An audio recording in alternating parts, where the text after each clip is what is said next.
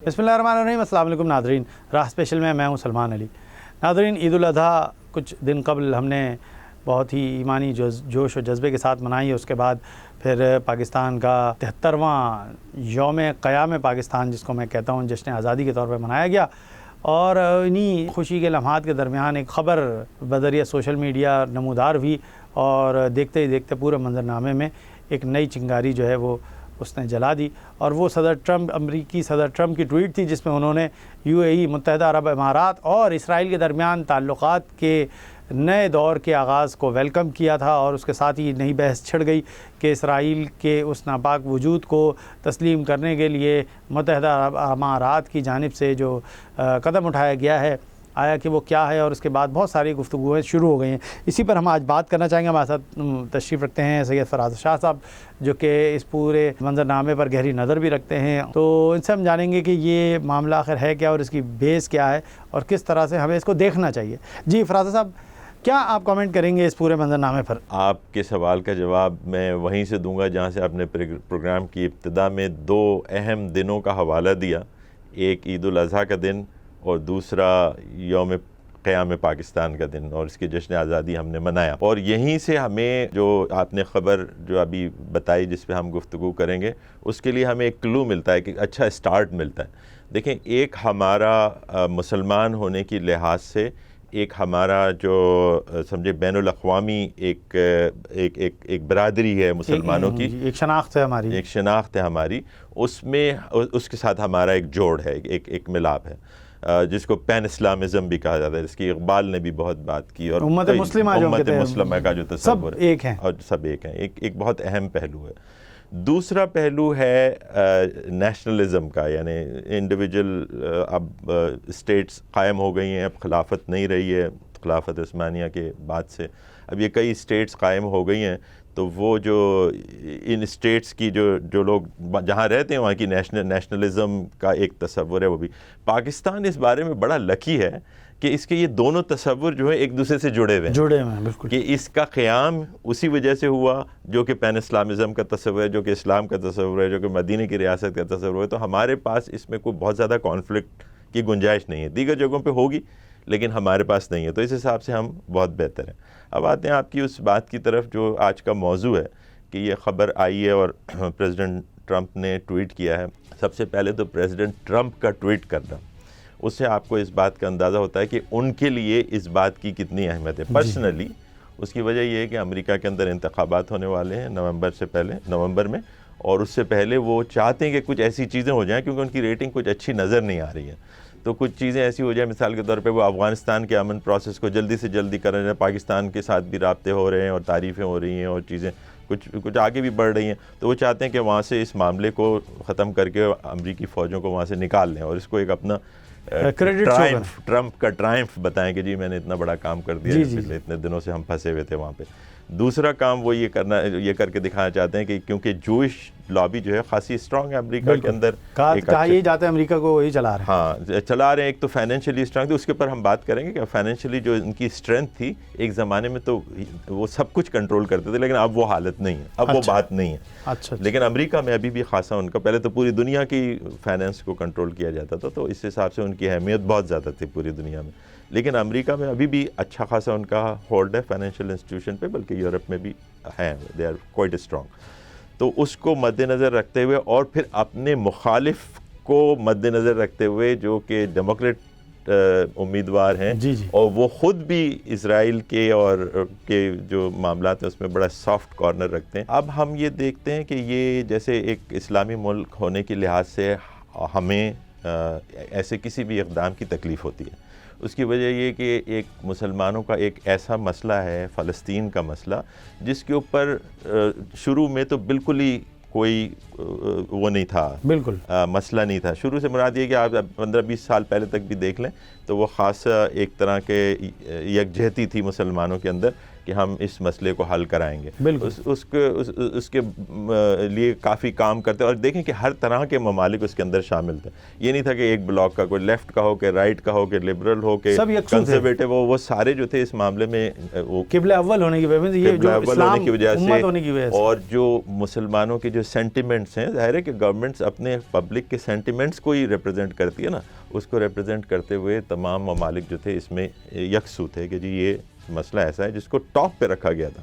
ہم چاہتے ہیں کہ کشمیر کا مسئلہ بھی اس لیول تک پہنچے, لیکن وہ نہیں تھا. اس کی وجہ یہ تھی کہ وہ قبلہ اول ہونے کی وجہ سے, اور دوسری عرب نیشنز جو تھیں ساری, عرب لیگ آلموسٹ ساری کی ساری 2-3 نیشنز کو چھوڑ کے وہ ساری اس کے اوپر تھیں, اور OIC کے اندر جو اس کے اندر مفاہمت تھی اس معاملے میں, کوئی مسئلہ نہیں تھا.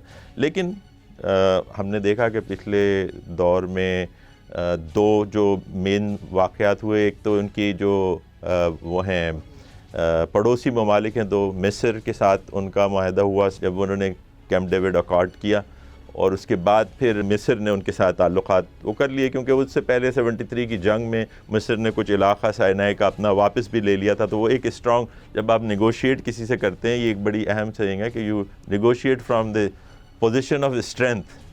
کوئی طاقت آپ کے پاس ہے تو پھر تو آپ کریں, اگر نہیں ہے تو آپ کیا, آپ بیٹھے ہوئے, آپ بھی بیٹھے رہیے. یعنی اس جنگ میں مصر نے اپنا کچھ حصہ لے لیا تھا. جی اس نے اچھی کامیابی حاصل کی تھی مصر کی جنگ میں, اور مصر کی افواج تھی اس میں, اور اخوان المسلمین کا اس کے اندر بڑا اچھا اہم کردار تھا کہ انہوں نے بھی ان کی سپورٹ کی تھی, اور اس کو سراہا بھی گیا تھا. اور پریزیڈنٹ سادات جو ہیں اسی وجہ سے تھوڑا سا سافٹ ہو گئے تھے ان کے ساتھ کہ یہ اس جنگ میں انہوں نے ساتھ دیا تھا, اور انہوں نے اسرائیل کو ایک سرپرائز ملا تھا کہ کسی کنٹری نے 67 کے بعد ابھی تک اتنا چیلنج کو نہیں کیا کہ وہ نہر سوئز کو کراس کر کے انہوں نے سینائی کا ایک بہت بڑا ایریا فتح کر لیا تھا. پھر امریکن ہیلپ سے, ان کی ریڈارز کی مدد سے انہوں نے تھوڑا سا کچھ واپس لیا تھا, اور مصر پہ پریشر ڈالا تھا, لیکن وہ ایک اسٹرانگ پوزیشن تھی مصر کی.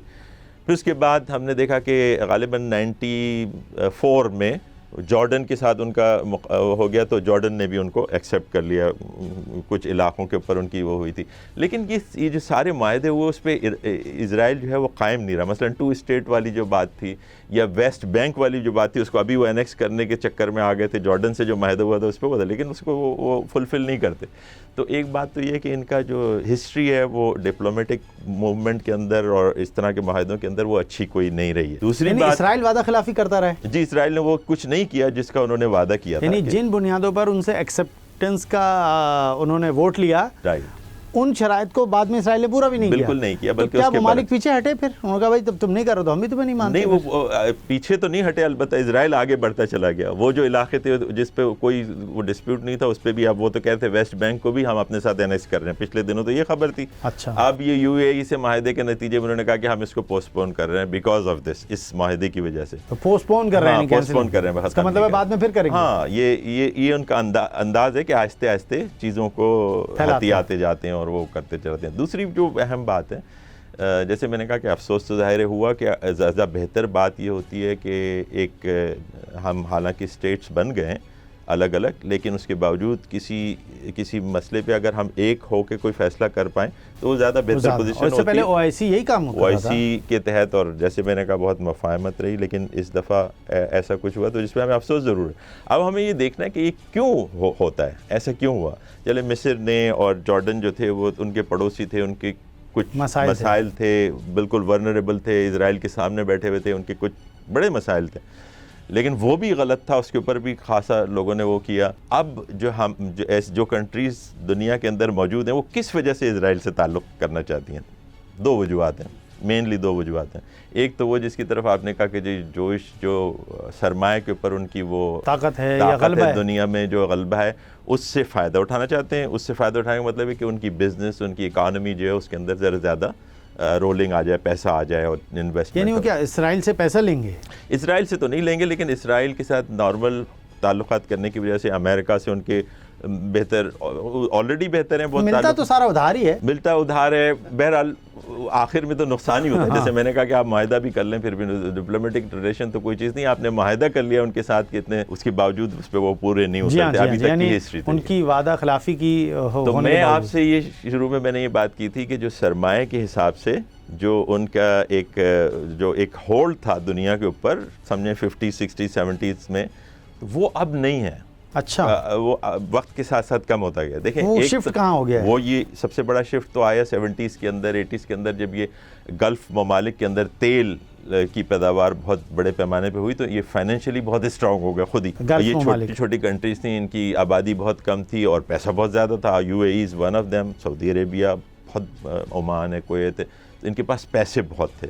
اور تو وہ جو سرمایہ تھا وہ اب صرف جوئش کے پاس اویلیبل نہیں تھا, یہ کیا آگے. اب ایک تیسری بڑی طاقت جو سب سے آئی ہے جس نے دنیا میں اپنا وہ قائم کیا وہ ہے چائنا.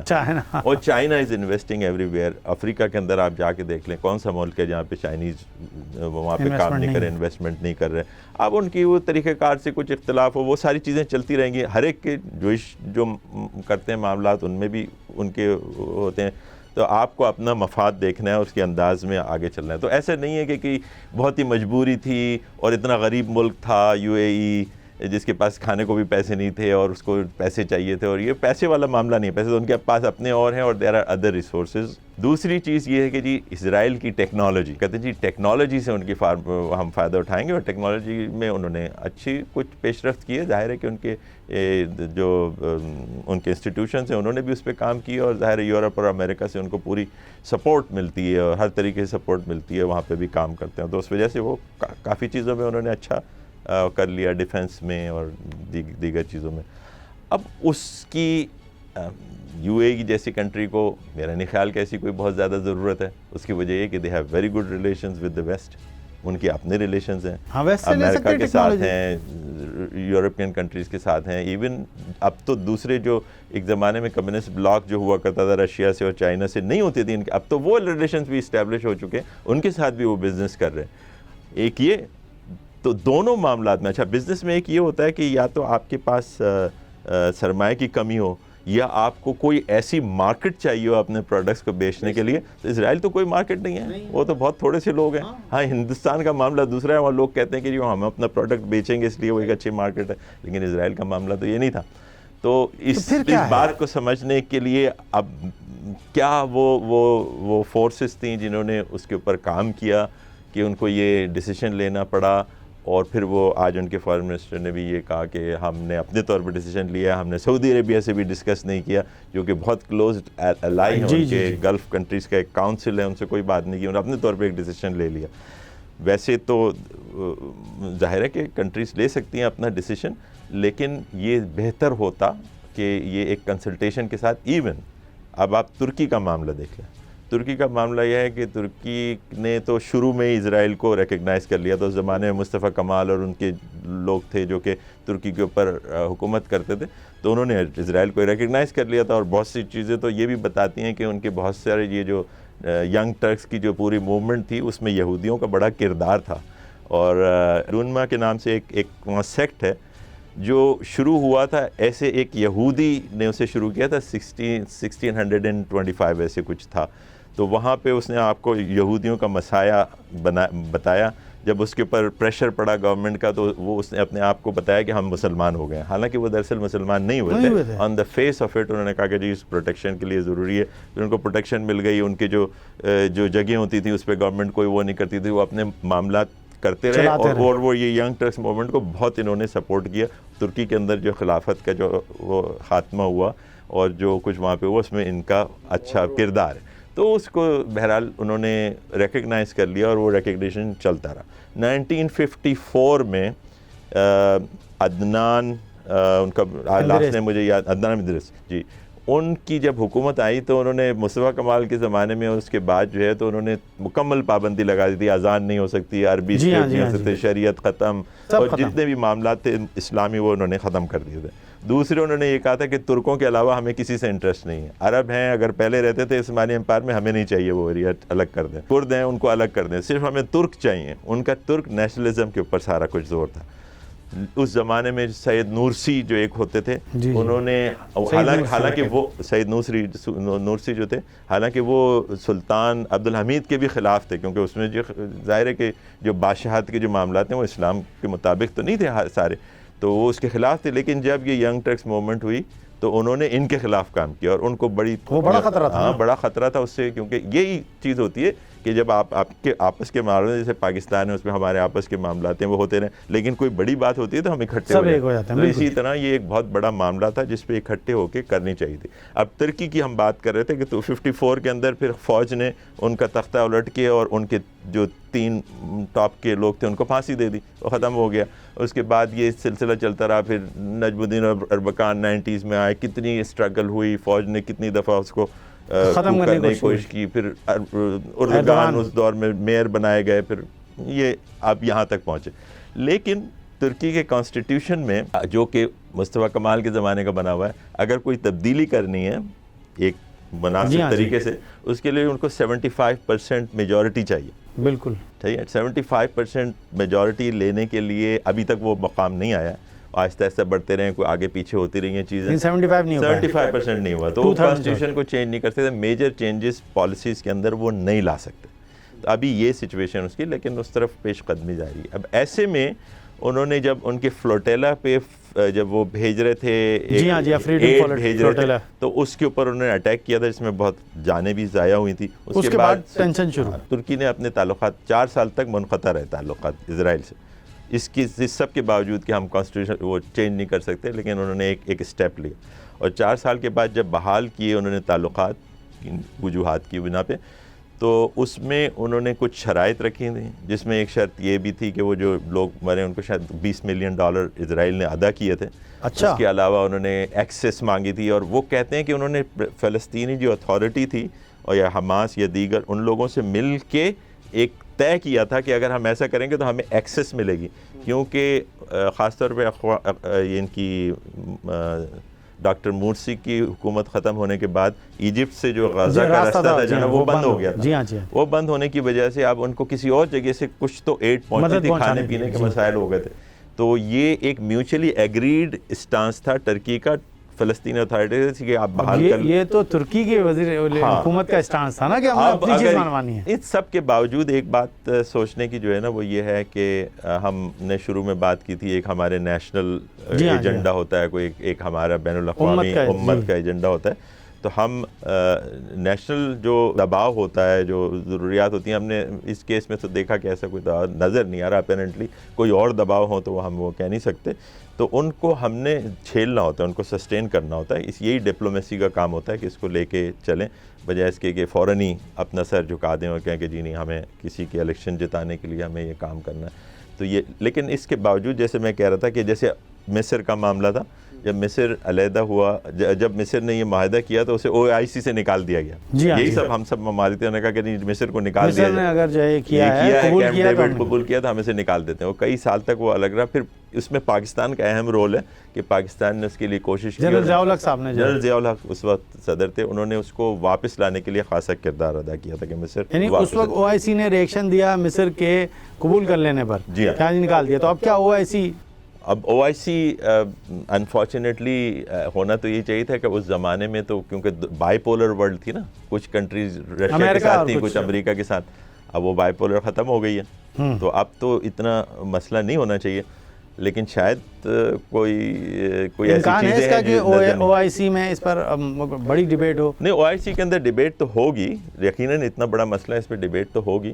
لیکن میرا ذاتی خیال یہ ہے کہ چاہے کوئی بھی ایسے معاملات آ جائیں، اس میں امت کے کسی فیکشن کو علیحدہ نہیں کرنا چاہیے اور ان سے تعلقات توڑنے اور ایسی باتیں لوگ آپ دیکھ رہے ہیں سوشل میڈیا پہ چل گئی ہیں کہ جی ان سے قطع تعلق کر لینا چاہیے. اور یہ ایک غلط بات ہے.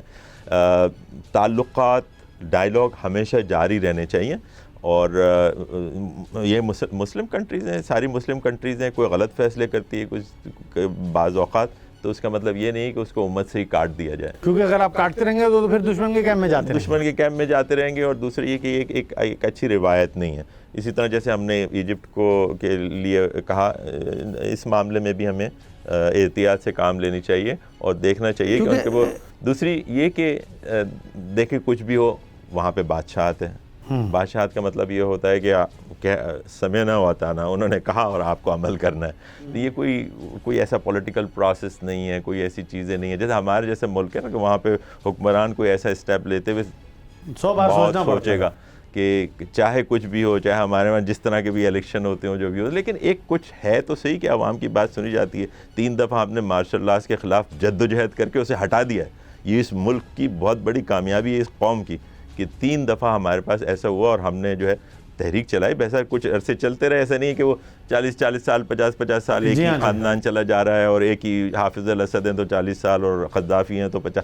یہ ہمارے پاس نہیں ہوا. عرب دنیا میں یہ بہت ہوتا رہا. اس حساب سے ایک تو یہ کہ ہمارا جو ویسے ہی ریلیشن ہے برادرانہ وہ تو رہنا ہی چاہیے، اور دوسرے حکومتی اس کے اوپر بھی کوشش کرنی چاہیے کہ بات کر کے چیزیں سمجھائی جائیں. ابھی بھی انہوں نے خیر ایکسیپٹ تو نہیں کیا ہے، ابھی یہ کہا ہے کہ اس کے اوپر ملیں گے، اس پہ بات کریں گے. ہو سکتا ہے کہ کوئی ایسی چیز نکل آئے کہ جس میں ایک ایسا کمپرومائز سولوشن، یعنی بنیادی طور پر ابھی بات ہونی ہے. یعنی جی نہیں ابھی کوئی ایمبیسیڈر اسٹیبلش نہیں ہوئی ہیں، ابھی کوئی ایمبیسیڈرز نہیں، کوئی تعلقات بحال نہیں ہوئے، لیکن اس سلسلے میں انہوں نے ملنا ہے اور وہ تھوڑی سی لچک سے دکھائی ہے. ہاں بس وہ اس میں جلدی پیش رفت اس لیے دکھانا چاہ رہے ہیں کہ نومبر سے پہلے وہ الیکشن ہو جائے. اس میں امریکہ کی بھی دلچسپی ہے سب سے زیادہ. جی بالکل ہے. اور یو اے ای کیوں مجبور ہو رہا ہے یہ ابھی تک کوئی منظرنامہ نہیں ہے. وہ معاشی طور پر مضبوط ہے یو اے ای اور سیاسی طور پر کوئی ایشو نہیں ہے، کوئی بارڈر نہیں ہے. ایک جو بات ہوئی ہے وہ یہ ہے کہ یو اے ای نے تھوڑا سا اپنے آپ کو اسٹریچ کیا ہے بہت زیادہ اپنی باؤنڈری سے باہر. مثال کے طور پہ آپ دیکھیں یمن کی وار کے اندر بہت ایکٹیو ہو گیا، وہ ویری ایکٹیو رول. سعودی عربی سے زیادہ ایکٹیو رول ہونے لگا. بجے ایک مقام پہ تو ایسا آ گیا کہ سعودی اور جو یو اے کی فورسز ہیں ان کے اندر آپس میں معاملات خراب ہو گئے تھے، کیونکہ ایک فیکشن کو وہ سپورٹ کر رہے تھے، ایک فیکشن کو یمن کے اندر. تو یہ یو اے ای نے وہاں پہ ایک اپنا وہ رول پلے کیا، ایگریسو رول پلے کیا. دوسری بات انہوں نے لیبیا کے اندر ایگریسو رول کیا ایجپٹ کے ساتھ مل کے.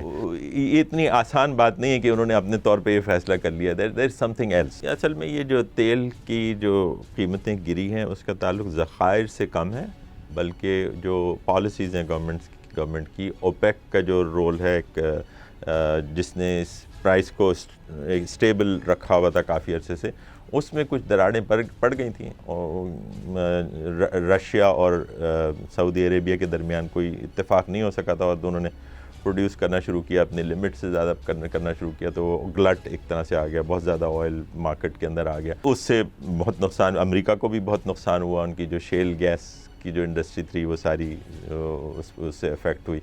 تو یہ کچھ مارکیٹ فورسز ہیں. اس کا کچھ اس سے ٹیکنیکل تعلق نہیں ہے کہ ان کے ذخائر ختم ہو. ذخائر کیا ہے، کم نہیں ہوئے؟ نہیں، ظاہر ہے کہ ذخائر تو وقت کے ساتھ ساتھ کم تو ہوتے جاتے ہیں، لیکن ابھی وہ بات نہیں ہے کہ وہ ختم ہونے والے ہیں اس وجہ سے ہوگا. ابھی دیر از اے لاٹ.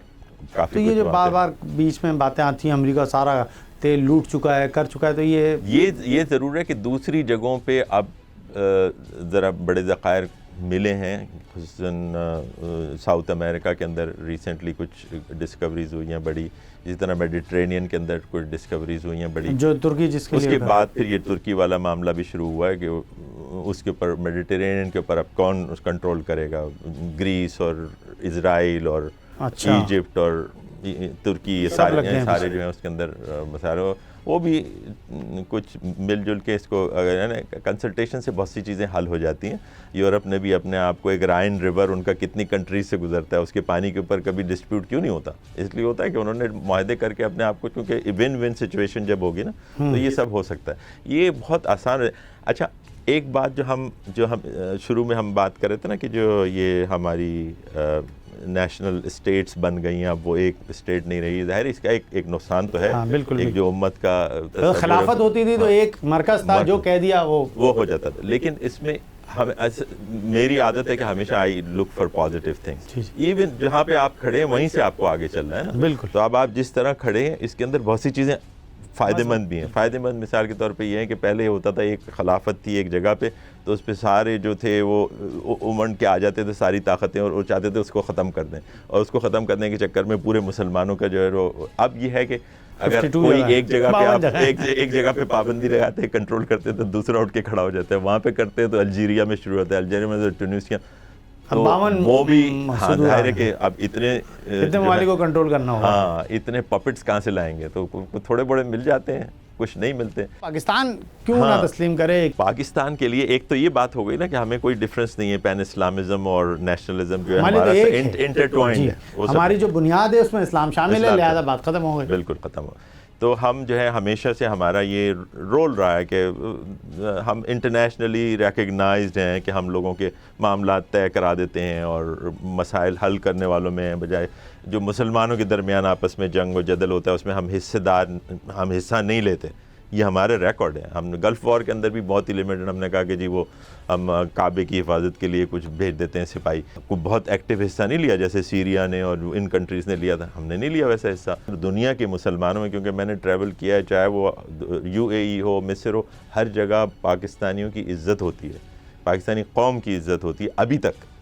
اللہ کا یہ کرم ہے کہ دیکھیے بے نظیر گئیں صدام حسین کے پاس جب یہ وہ بنی، اور انہوں نے کہا کہ آپ کشمیر کے مسئلے پہ ہماری سپورٹ کریں۔ انہوں نے کہا میں نہیں کر سکتا۔ کیوں نہیں کر سکتے؟ اس لیے کہ اگر میں آج تسلیم کروں گا اس کو، کل کو کہیں گے کردوں کا مسئلہ حل کرو، کیونکہ یہ ان کا بھی وہی مسئلہ ہے۔ انہوں نے اپنا انٹرسٹ دیکھا نا، تو اس میں انہوں نے ہمارے ساتھ اس طریقے سے نہیں دیا۔ یہاں پہ آپ کو یہی سوچنا چاہیے کہ آپ تو کوئی کبھی سوچ ہی نہیں سکتے کہ فلسطین کے معاملے میں کوئی ایسا پوزیشن لے جو کہ ویک پوزیشن ہو، کیونکہ آپ کا ویک پوزیشن لینا آپ کی کشمیر کی پوزیشن کو ویک کر دے گا۔ وہی تقریباً سملیرٹی ہے نا، وہی چیزیں تقریباً ایک ہی ٹائم پہ بھی دونوں ہوئے۔ فلسطین کے اندر تو اس نے باقاعدہ آبادی بھر دی اپنی یہودیوں کی، جبکہ کشمیر کے اندر اس نے آرمی کا تسلط رکھا ہوا ہے۔ نہیں، آرمی کا تسلط رکھا ہوا ہے اصل میں وہاں پہ، کیونکہ وہ ایک جو معاہدے ہوئے تھے کیمپ ڈیوڈ کا اور بعد میں جارڈن کے ساتھ معاہدہ ہوا تھا، اس کے بعد جو فلسطینی ریاست ہے اس نے بھی اسرائیل کو تسلیم ہی کر لیا تھا نا۔ فلسطینی ریاست نے تسلیم کیا تھا کہ بھئی یہ ہماری ریاست ہے، وہ آپ کی ریاست ہے۔ وہ تو ڈویژن کی ایک بات طے ہو چکی تھی، وہ نہیں ہو سکی۔ اسرائیل کی ہارڈ درمی ہے اس کے اندر جو نہیں ہو سکی ابھی تک بات۔ تو وہ یہاں پہ جو سچویشن ہے وہ یہ ہے کہ آرمی تو انہوں نے ڈالی ہوئی ہے، لیکن وہ اب ڈیموگرافیکلی بھی چینج کرنا چاہ رہے ہیں۔ یہ جو 370 اور یہ جو سارے جو لاز لے کے آئے ہیں اب آباد کرنا چاہ رہے ہیں، وہ ایک دوسرے سے سیکھ رہے ہیں، یہ اسرائیل اور انڈیا، اور اس طرح وہ آگے بڑھ رہے ہیں۔ انڈیا جو ہے بہت ذرا پیچھے ہیں، تو وہ ذرا اسرائیل سے سیکھ کے اب آگے بڑھنا چاہ رہے ہیں۔ پاکستان کو تو کوئی چانس نہیں ہے کہ اس قسم کی روش کی طرف سوچے بھی، کہ اسرائیل کے جو کشمیر کا مسئلہ ہے اور جو فلسطین کا مسئلہ ہے وہ 40 سال 50 سال چلتا رہے، لیکن اس کو رہنا چاہیے، الائیو رہنا چاہیے۔ میں نہیں ہوں، میری جنریشن، میرے اس کے بعد کوئی نہ کوئی آئے گا۔ الائیو سے مراد یہ کہ اس کا سولوشن وہی ہونا چاہیے کہ پبلک کی اس کے بیسس کے اوپر ہونا چاہیے۔ وہاں پہ انہوں نے ایک چیز طے کر لی تھی، یہاں پہ جو دونوں یونائٹڈ نیشنز کی ریزولوشنز ہیں نا، یہاں پہ پلیبسٹ کے لیے، وہاں پہ 2 اسٹیٹ سولوشن کے لیے، تو وہ دونوں جو ریزولوشن کے مطابق حل کرنا، یہی ہمارا کہنا ہے۔ اچھا، اسرائیل نے وہاں نہیں مانا، یہاں بھارت نے نہیں مانا۔ بھارت نہیں مان رہا۔ تو یہ آخر جو گریٹر اسرائیل کا بیچ میں ایک ذکر آتا ہے، وہ کیا چیز ہے؟ جیسے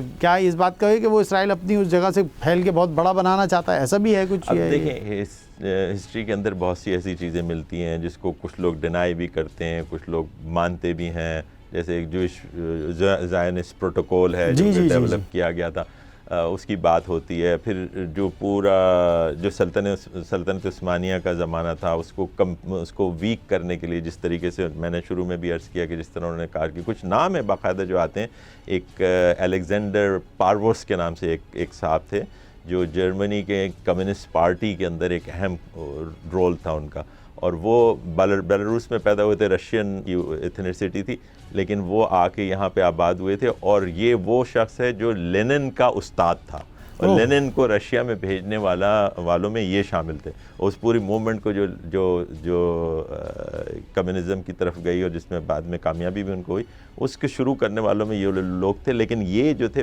بیسیکلی ان کا اپنا زائنسٹ ایجنڈا تھا، زائنسٹ ایجنڈے پہ کام کرتے، اسی کے تحت یہ ایک یعنی بہت سے اس کے بارے میں وہ مل جاتے ہیں، شواہد مل جاتے ہیں، اور اتنا ویک یہ کوئی کہانی نہیں ہے اس میں بہت۔ اور پھر وہ وہاں سے ان کے اوپر جو میکسم گور کی ایک بڑا مشہور ناول نگار، اس نے ان کے اوپر الزام لگائے ہے الیگزینڈر پاروس کے اوپر کہ انہوں نے پرجری کی ہے، یا ان کے جو پیسے اس سے کمائے ہیں جو ان کی پراپرٹی تھی جو رائٹنگ میں، تو اس وجہ سے اس کو جرمنی چھوڑنا پڑا۔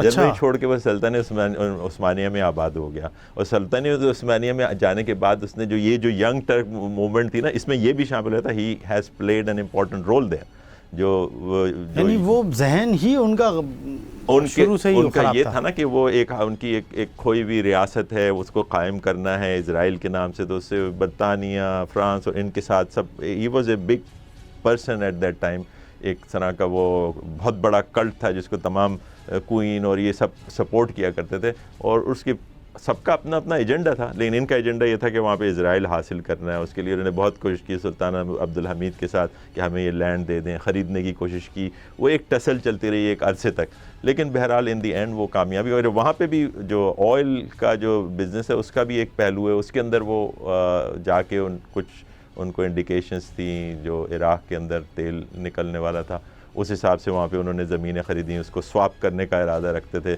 اسرائیل کے قیام کے لیے. تو بہت بڑا ایک پلان تھا جس کے تحت، اور وہ جب حالانکہ دیکھیے جو جوس تھے ان کو جو سلطنت عثمانیہ میں جو ترکی کی حکومت تھی اس نے جتنا سراہا، اور جو خیر وہ بھی ایک مطلب جیسے میں نے کہا ون ون سچویشن ہے. جب جرمنی سے یہ نکالے گئے تو ترکی نے ان کو ویلکم کیا، اور بڑے بڑے پروفیسر تھے، بڑے بڑے سائنٹسٹ تھے، ان کو انہوں نے یہ ترکی میں رہی ہے. ان کا اپنا وہ تھا کہ جی ہمیں ٹیکنالوجی اور وہ ملے گی، ٹھیک ہے، لیکن ان کو ایک امن امان کی جگہ تھی، اور جہاں جہاں پرسیکیوٹ وہ یورپ کے اندر ہوتے تھے مارا جاتا تھا، بس وہ تو پکڑتے ہوئے کہتے تھے جوز ہے تو بس مار دو، لائک دیٹ. تو وہ حکومتیں کرتی تھیں، تو ان کو انہوں نے پناہ دی عثمانیوں نے اپنے پاس. ان کا جھگڑا کیا تھا؟ یورپی جو یہودیوں کو مار رہے تھے وہ تو ان کو کہتے ہیں نا کرائسٹ کلر ہیں. عیسیٰ علیہ السلام کو مارا تھا تو جو چرچ تھا وہ تو خلاف تھا ان کے، وہ مذہبی جنگ تھی. مذہبی جنگ تھی بالکل. اچھا، مذہبی طور پہ اس کا مطلب ہے کہ پورا یورپ مذہبی انتہا پسندی کا شکار ہو کر یہودیوں کو مار رہا تھا. ہاں، ایک تو یہ بات تھی، اور دوسری یہ کہ پیور مذہبی انتہا پسندی. ابھی بھی بات یہ جو لوگ سمجھنے والے ہیں، ڈیپ تھنکنگ رکھتے ہیں، وہ کہتے ہیں کہ یہ جو یورپینز یا امریکن خاص طور پہ جو اتنا سپورٹ کرتے ہیں زیونسٹ اس کے پیچھے بھی ایک ریلیجس وہ ہے. اور ریلیجس یہ ہے کہ ان کی اس کے اندر یہ ہے کہ جو آخری وقتوں کے اندر جب عیسیٰ علیہ السلام آئیں گے اور عیسیٰ علیہ السلام آ کے جوز کو قتل کریں گے اور ختم کر دیں گے، اور وہ اس وقت تک نہیں آ سکتے جب تک کہ یہ لوگ ایک جگہ پہ جمع نہ ہو جائیں اور ایک بڑی ریاست نہ بن جائے ان کی اسرائیل. تو اس لیے وہ اسرائیل کو سپورٹ کرتے ہیں تاکہ وہ، یہ واقعی میں ایسا ہے. یہ ایک اس کے اوپر بہت کچھ کہا گیا ہے، لکھا گیا ہے کہ یہ یعنی عیسائیوں کی موجودہ یہودیوں کو سپورٹ کے پیچھے ان کا یہ نظریہ ہے کہ حضرت عیسیٰ علیہ السلام جب آئیں گے تو تمام یہودیوں کو اسی طرح قتل کریں گے جیسے ہم نے ماضی میں کیا، اور وہ جب ہی کر پائیں گے جب سارے ایک جگہ ہوں. یہ اس کے لیے ان کو اسٹرینتھ ملے گی جب وہ بہت بڑھ جائیں گے، اس کے بعد ہی ہوگا. تو کیا یہ بات یہودی نہیں جانتے؟ یہ بالکل جانتے ہیں، وہ تو ان معاملات میں بہت عالم ہیں رکھتے ہیں، لیکن ان کا جو یہ گٹھ جوڑ ہے اسی بنیاد کے اوپر. قرآن کہتا ہے نا کہ یہ جو ہے آپس میں ان کے، کہتے ہیں نا کہ یہ ان کے دل نہیں ملے، آپس میں نہیں مل سکتے. اچھا، ایک چھوٹی چیز آپ کی بات سے آئی، 2 سوال بلکہ ہوئے، میں چاہوں گا ضرور بات کروں.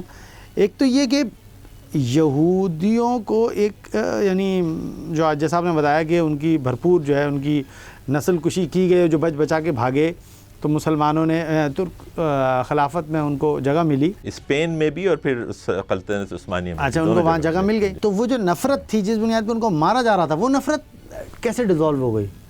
یعنی وہ اصل میں پھر جب ورلڈ وار ہو گئی، ورلڈ وار کے اندر جرمنی میں ان پہ ظلم ہوا جو ہٹلر نے اس پہ کیا، اس میں جو ان کے الائیڈ فورسز تھیں انہوں نے اس سے ان کو نجات دلائی ایک طرح سے، جو جرمنی کو شکست ہوئی. تو اس سلسلے میں ایک الائنس بھی بنا، پھر انہوں نے الائیڈ فورسز کی مدد بھی کی. تو اس وجہ سے وہ معاملات جو ہیں، اور پھر اس کے صلے میں انہوں نے کہا کہ جی ہم آپ کو ایک ریاست وہاں پہ اچھا یہودیوں نے اینٹی جرمنی کام کر کے مدد کی، یورپ کی، برطانیہ کی. برطانیہ نے اس کے انعام میں یہ ان کے لیے کر کے دیا. وہ یہ لارنس آف عربیہ برطانیہ کا لانچ کرتا تھا. جی، Lawrence of Arabia was from Britain. تو وہ انہوں نے ایک پورا کروا کے دیا. دیکھیے عربوں کو خاص طور پہ اس چیز کا یاد ہونا چاہیے کہ کیا ہوا ان کے ساتھ، کہ اتنا بڑا دھوکہ ہوا ان کو جب انہوں نے اس جنگ میں شامل کیا عثمانیوں کے خلاف. وہ اپنی اپنی وجوہات سے شامل ہو گئے، لیکن اس میں ان سے وعدہ تو یہ تھا نا کہ پورا لیونت اور سیریا، شام، جارڈن، یہ اور عراق، یہ سب یہ آپ کو دیا جائے گا، یہ ایک گریٹر عرب کے بدلے دیا جائے، عرب ریپبلک ہوگی. لیکن وہ نہیں ہوا، اس کو چھوٹی چھوٹی ریاستوں میں بانٹ دیا، کچھ کو فرانس نے لے لیا، کچھ کو برٹن نے لے لیا. یہ ڈیل بھی یہ یورپ نے کی تھی، یہ ڈیل یا یہودیوں نے کی تھی؟ نہیں، یہ تو عربوں سے، عربوں کو جو لالچ دیا گیا تھا. بیسیکلی برٹن، فرانس، یہ برٹن تھا زیادہ جنہوں نے ان کو یہ اکسایا تھا کہ جی آپ ہمارا ساتھ دو، ترک خلافت ختم کرواؤ، آپ کے لیے ہم عرب ग्रेटर अरब नेशन बना देंगे। जी। लेकिन वो भी जब पूरा नहीं कर सके तो इनमें भी दम नहीं था, उससे बोले कि भाई क्या है ये? हाँ, ये है कि सोचने की बात है। तो उन्होंने भी कहा जो मिल गया ये ले लो। हाँ, बस वो तो इस पोजीशन में नहीं था ना कि वो कुछ कर सकते, इतने बड़ी ताकत तो नहीं थी उनकी। एक छोटे छोटे कबाइल थे जिनको इकट्ठा करके उन्होंने बड़ी सल्तनत से अलग हुए दे दिए कि आप ये पटरियाँ उड़ा दें, और जो रेलवे लाइन ओस्मानियों ने बनाई थी और जगह जगह कर दें, अटैक कर दें। उसके बाद उन्होंने जो हाशमी थे जो जॉर्डन के, उनमें से एक भाई को जॉर्डन का सदर बना दिया, उसमें ये दे दिया जो सऊदी अरेबिया आज का, वो सब उनके हाथ में था। एक भाई को इराक़ में हुकूमत दे दी, उन्हीं के, इस तरह ये उनके खास लोग थे। लेकिन बाद में फिर आले सऊद जो थे उन्होंने उनको भी बाहर निकाल के, उनकी आपस में जंग हुई, उनको निकाल के जो हिजाज का जो सऊदी अरेबिया आजकल है। बहुत शुक्रिया फराज साहब।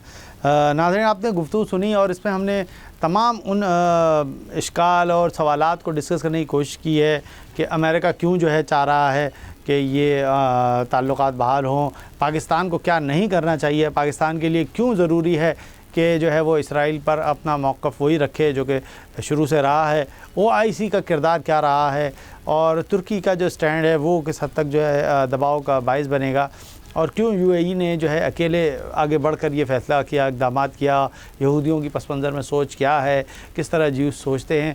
और ये पूरे सारे मामलात ऐसे हैं जो कि बहैसियत मुसलमान, बहैसियत पाकिस्तानी हमें इल्म में होने चाहिए, ताकि हम अपना स्टांस जो है आने वाली किसी पोस्ट या आने वाली किसी ख़बर के ज़रिए जो है राय ना कायम करें, बल्कि सोच समझ कर तारीख़ी वाक़यात और हक़ाइक़ की रोशनी में ही कायम कर सकें। इसी के साथ इजाज़त दीजिए। अल्लाह हाफ़िज़।